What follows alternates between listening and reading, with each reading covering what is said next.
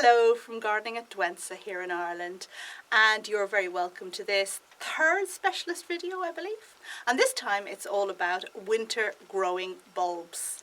Now, as you know, I have a vast collection of bulbs that I keep in my greenhouse, most of them winter growing, some summer growing, and it can be quite tricky at this time of year, at autumn time, to work out how to wake up the winter growing bulbs, how to identify which are winter growing and which are summer growing, and how to make sure that you don't rot them. So we're going to go through all of that here on this video now.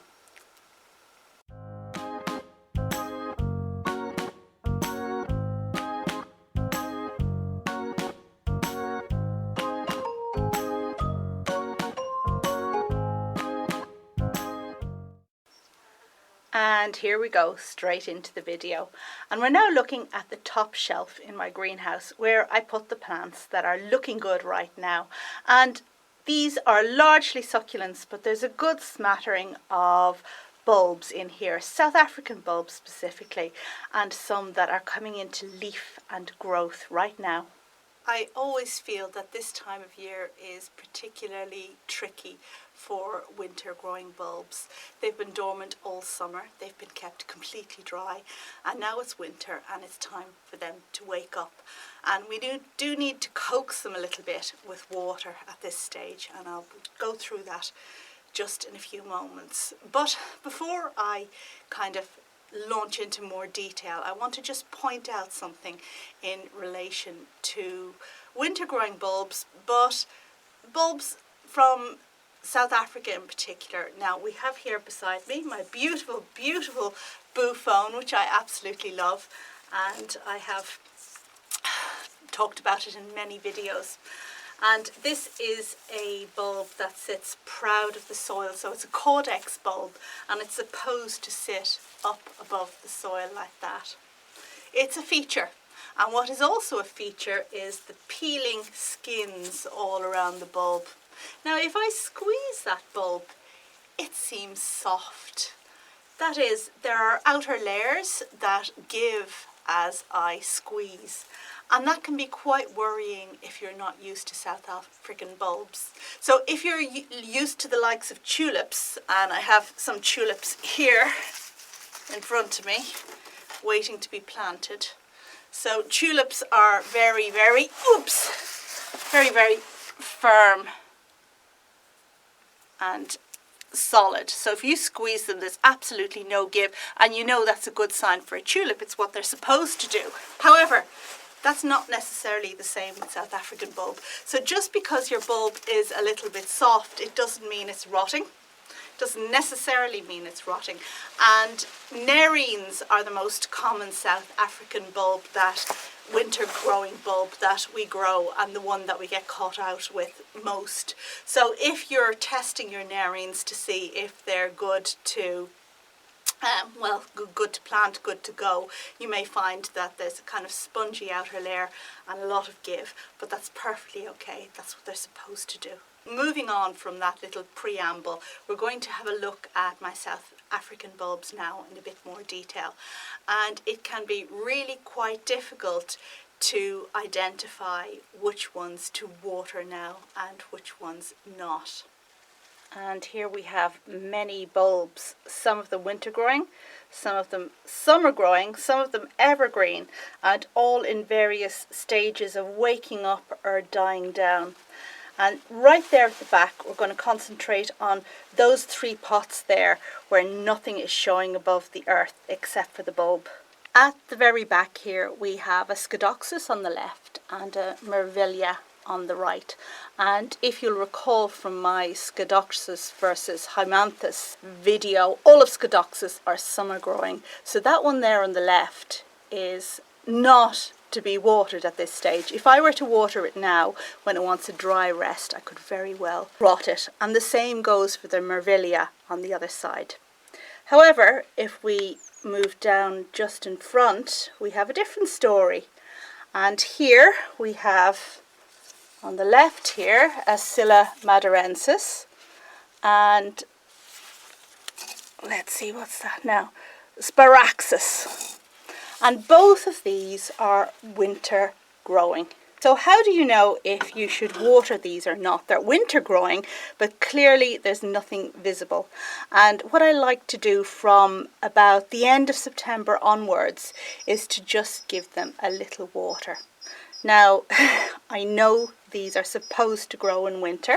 So what I then do is check to see if the soil is wet or not.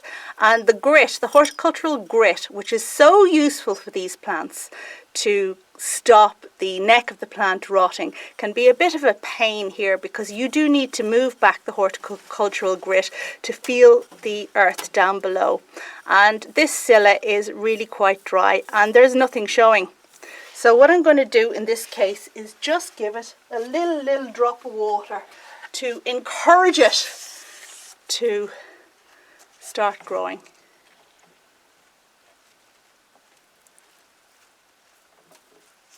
There now, not very much at all. And I will check this every couple of days just to see what it's doing, to see if it needs any more water. I don't want to rot it, I want to gently encourage it into growth. Now, just over here, Sparaxis. Here's another case in point. This is a winter flowering bulb. But this is a really strange one because certainly in Ireland you can buy these bulbs in DIY stores and in supermarkets in spring, and they're sold as a summer flowering bulb, which is not what they do in nature at all. And what's happened there is that these bulbs have been treated in such a way to force them into growth in summer. And so the first time you plant them, they should flower in summer, but after that they'll revert to what they're supposed to do in nature, i.e. flower and grow during winter. So these ones here I'm trying to coax into waking up for winter, and I'm just gonna, I bought them this year and they had lots of leaves earlier on and they didn't flower, but they gave leaf, and I have given them enough water. Now when I stick my finger in here under the horticultural grit, I can feel that there is moisture in there, and I think I'm going to leave them. I'm not going to give them any more at the moment. If this were in the house, I might be inclined to give them a little bit more water, but these are in a cool greenhouse of a 5-degree minimum. It doesn't go down to 5 degrees yet, but it will soon, so we just have to be extra careful. And here at the front we have some Boophone seedlings that I have risen from seed. I mean, I think they're about 2 years old, and these are still in active growth. Now there's a whole thing about the Boophone. This is Boophone disticha, and according to the books it is a winter growing bulb, and indeed my main big Boophone is winter growing. However, depending on where Boophone disticha comes from in South Africa, the bulbs can either be winter or summer growing. So these seedlings, I don't know where they come from. I don't know if they want to be winter growing or they want to be summer growing. Also to bear in mind is that seedlings, or very small plants, can have a cycle of their own. So whether they've been newly imported from a different part of the world, or whether they just want to grow lots and get to a certain size before they settle into their natural rhythm of dormancy, seedlings need special care. And with these, as I can see, they're in active growth. There is green. What I will do is give them a little water if they need it. Now this one, you can see it's quite green, and if I put my finger in there, there is a lot of moisture in there. I'm definitely not giving this any more water. But this one here,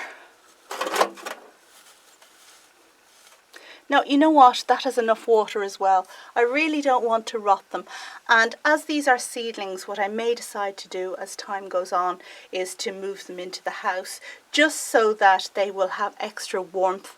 And if they wanted to kind of grow full time as their seedlings, then they could do that in the house because there's extra warmth. And very interestingly, just down here, this is a Boophone from the same batch, grown at the same time as those, and this one is going into dormancy. So, and it's dry. Okay, so this has gone into dormancy. There's no active growth. I am not going to water that at all. I'm going to assume that this is a winter dormant Boophone, unless it tells me to the contrary, unless it starts to try and grow. Again, I might bring this into the house just to give it the chance to try and grow if it so wishes. I'm sticking my finger right in there and it really is quite dry, and I'm happy with that. I wouldn't want to stick my finger in there and find that it was wet when this plant is clearly dormant. Okay, now this Crinum is a summer growing plant, so it is going into dormancy now, which you can tell by the yellowing leaves and this yellowing growth here, and very soon there'll be nothing much left at all. I will just check its moisture levels while we're in the neighbourhood, and it's quite dry, you know, it really is quite dry. Now what I could do is give it just a little bit of water just to help it get as much energy from the sun in terms of photosynthesis as it can while it still has active leaves to use. So I'll give that a little bit of water. Yeah, for seedlings like this, small plants like this, you could actually put some fertilizer in there, some liquid fertilizer, but this is just plain water. And moving down to the front here, we can see my big Boophone, and just sticking the finger down there to see if it needs water, and it doesn't. And actually I watered that quite recently, so we'll leave that.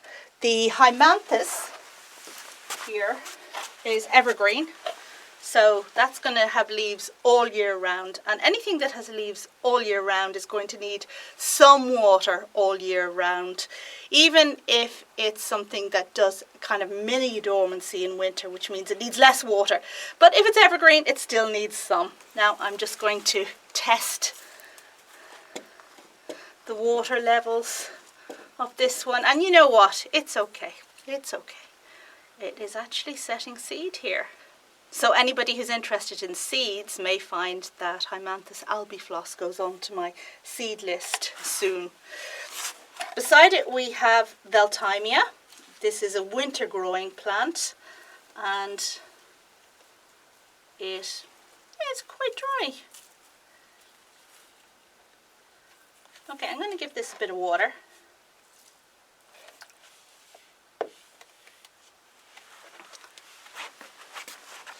So as you can see, it's all a bit of a faff working out whether to water a certain plant bulb in a pot or not.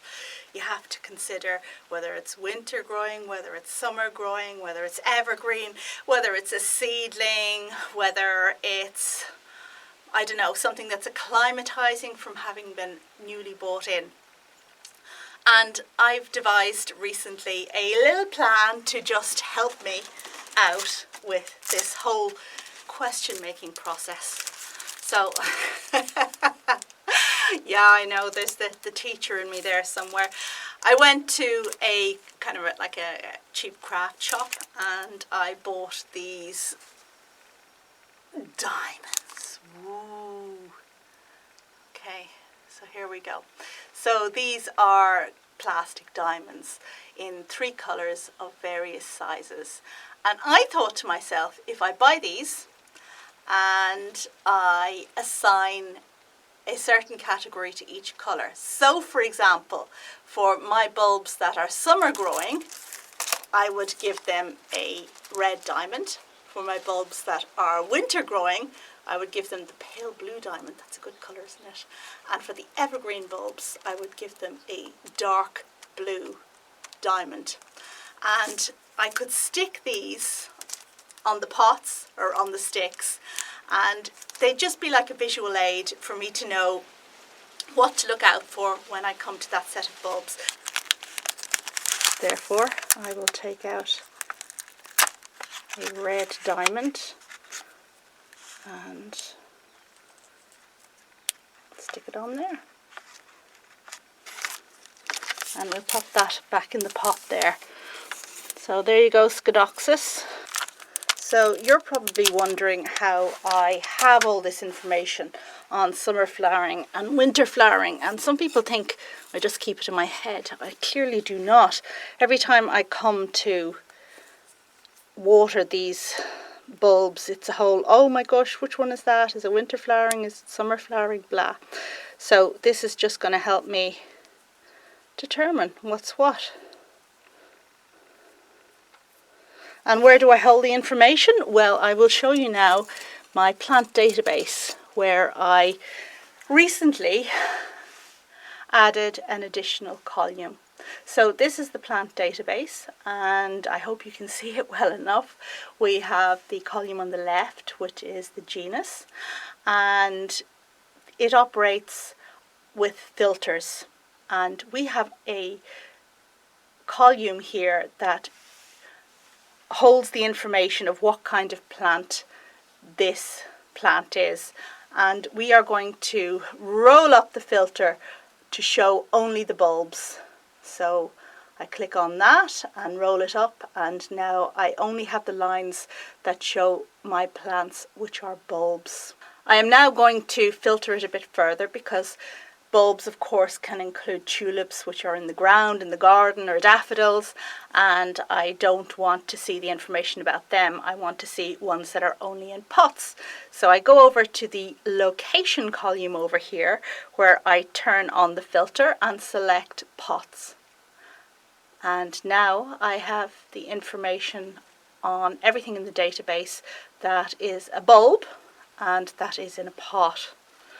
And when I had all this information, I decided to add in an additional column, and this additional column would hold the data of whether or not the bulb was winter growing, summer growing, or evergreen. And I have done a bit of research, looking up stuff on Google and various sites, and have inserted all of that information here on the database. So if I click on this filter here, you can see that these are my bulbs in pots, which are summer flowering. And if I select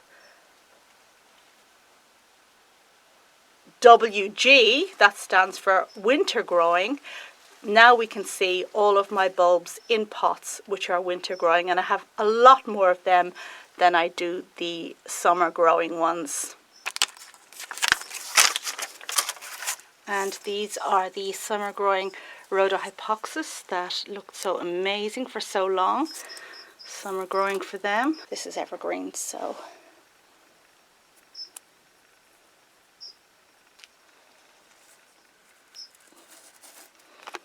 I guess you get the idea now.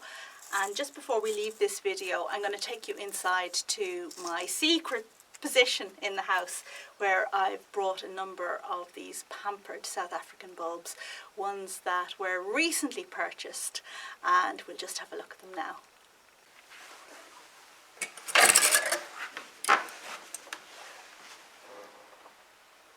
And here we are with the special brats, spoiled brats that live in this room of the house, and these guys have the best of everything. They have a grow light, but more importantly, they just get constant care, constant checking, constant, does it need a drop more water? And down here we have my Ferraria right at the front. These are the ones you saw me unbox earlier on, this at the end of the summer basically, and Leucocoryne, which you also saw me unbox and pot up. And do you see that? And that there.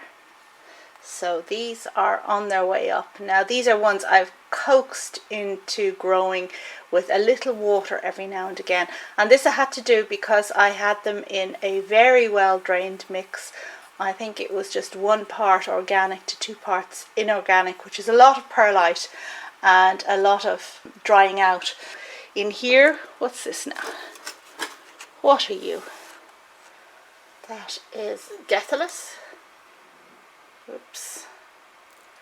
And that's just coming up. And here we have Massonia. Look at this. So exciting. There's a good big bud brewing there. And the leaves, I love the texture on the leaves. It's kind of rough and ready and very firm, and it shines. Super thing. The Scilla that I grew from seed, a good few years ago now, so you saw one out in the greenhouse that wasn't up yet. This here is my Ferraria that I grew from seed 2 years ago, and it seems to be doing quite well. However, last winter it didn't bother to sprout at all. Can you believe it? The whole winter, not a green shoot in sight. The bulbs were still firm and solid, but no growth at all. And this is the real reason why you need to coax certain bulbs into growth. If you don't, they might just not bother. And what will happen then is you'll lose a whole year of growth.